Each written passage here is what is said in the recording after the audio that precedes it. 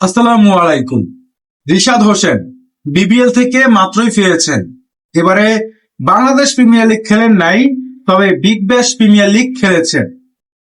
এই Big Bash premier league থেকে রিশাদ হোসেন কত টাকা ইনকাম করেছেন, তিনি অস্ট্রেলিয়া থেকে কত টাকা ইনকাম করেছেন, কয়টা উইকেট পেয়েছিলেন, কয়টা ম্যাচ খেলেছেন এবং তিনি কয়টা ম্যাচের সুযোগ পেয়েছিলেন, সবকিছু মিলিয়ে আপনারা এদের এই ভিডিওটা আয়োজন করা হচ্ছে।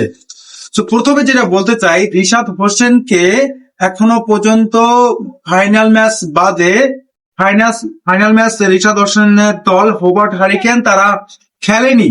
তবে হোবার্ট হারিকেনের দলটায় যেই প্লেয়ার গুলো রয়েছিল সেখানে কিন্তু রিশাদ হোসেন প্রতিটা ম্যাচে সুযোগ পেয়েছিলেন।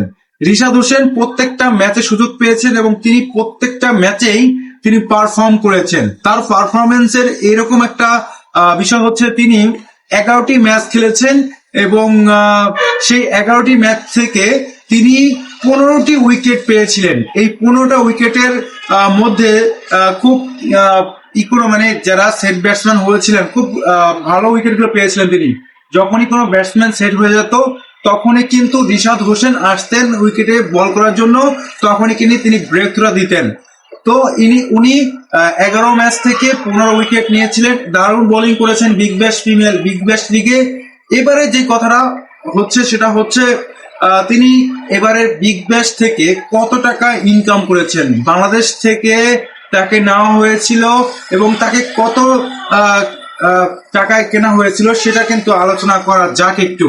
দেখুন, রিশাদ হোসেনকে কেনা হয়েছিল প্লাটিনামের পরের ধাপে গোল্ড ক্যাটাগরিতে এবং তিনি যেটা বাংলাদেশি টাকায় তাকে কেনা হয়েছিল প্রায় 2,25,00,000 টাকা দিয়ে। 2,25,00,000 টাকা দিয়ে কিন্তু তাকে কেনা হয়েছিল এবং তিনি এবারে বিগ ব্যাশ থেকে তিনি এই টাকাটা আয় করেছেন এবং ম্যাচ ফি রয়েছে তার মধ্যে, তারপর আরো অনেক টিএ রয়েছে এখানে। সো রিশাদ হোসেন দারুণ বোলিং করেছেন, তিনি বাংলাদেশকে চিনিয়েছেন ওই বিগ ব্যাশ লিগে যে বাংলাদেশের একজন লেগ স্পিনার হয়ে তিনি বিগ ব্যাশ মাতিয়েছেন, বিগ ব্যাশে তিনি পারফর্ম করে এসেছেন। এটা কিন্তু বাংলাদেশ ক্রিকেটের জন্য অনেক বড় চাওয়া।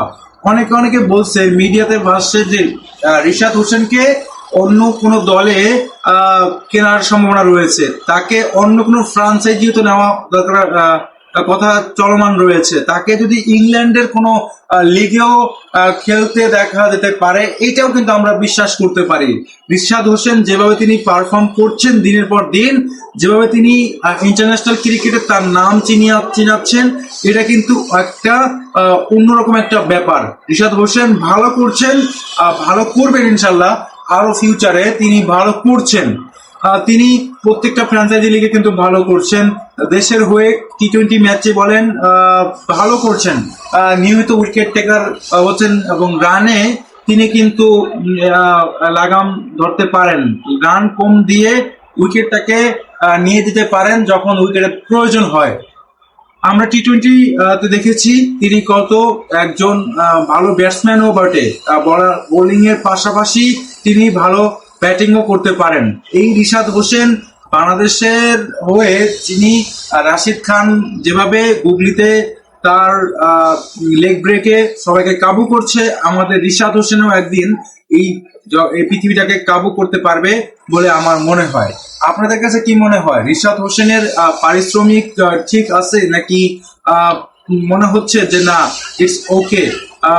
একজন প্রথম বাংলাদেশি হিসেবে তিনি দ্বিতীয় বাংলাদেশি হিসেবে তিনি বিগ ব্যাশ খেলেছেন, এর আগে সাকিব আল হাসান তিনি খেলেছিলেন, তারপর থেকে কিন্তু রিশাদ হোসেন গেলেন এবং রিশাদ হোসেন কিন্তু পারফর্ম করেছেন এবং তাকে কিন্তু ভালো সুযোগ দেওয়া হয়েছে এবং সাকিবকে টপকে রিশাদ হোসেনের উইকেট কিন্তু এখন বিগ ব্যাশে সবচেয়ে বেশি।